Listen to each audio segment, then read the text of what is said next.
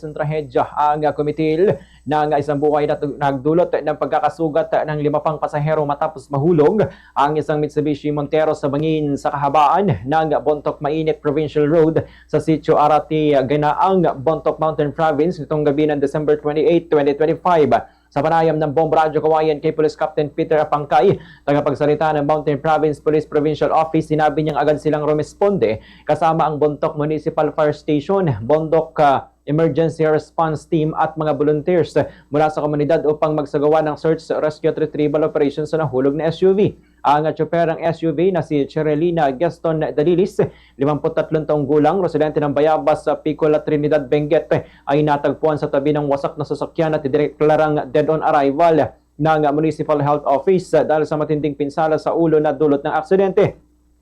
Ang mga pasahero naman na sina Eunice Gaston Andaya, Yunork Gaston Andaya, Destiny Gaston Dalilis, Clayter Gaston Andaya at Kina Shane Kewan ay agad na nailigtas at dinala sa Bontoc General Hospital. Sina Clayter at Kina Shane ay pinayagang makauwi matapos masuri ng mga doktor. Samantalang sina Eunice, Yunork at Destiny ay nilipat sa Cordillera Hospital of the Divine Grace sa Owangal, La Trinidad, Benguet para sa karagdagang gamutan. Batay sa investigasyon ng PNP, hindi natansya ng tsoper na si Dalilis ang kalsada dahilan upang mahulog ang SUV sa bangin na may ilalim na humigit kumulang 20 talampakan o metro. Posible rin naman hindi kabisado ng driver ang nasabing kalsada, lalo't mula sa La Trinidad, Benguet ang ilang sakay ng SUV at pastungo sana sa mainit ng mangyaring aksidente. Sa kasalukuyan, nakaimlay na sa Parish Hall ng Cathedral of All Saints ang labi ni Dalilis habang patuloy pang iniimbestigahan ng mga otoridad ang sanhi ng aksidente. Ganitong bahagi ng pahayag ni Police Captain Peter Apangkay.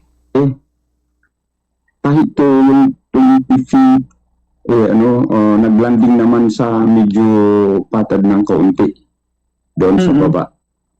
Tsaka yung kasi hindi naman yung parang ibang lugar na slope dito kasi pabigla-bigla naman yung yung style yung mga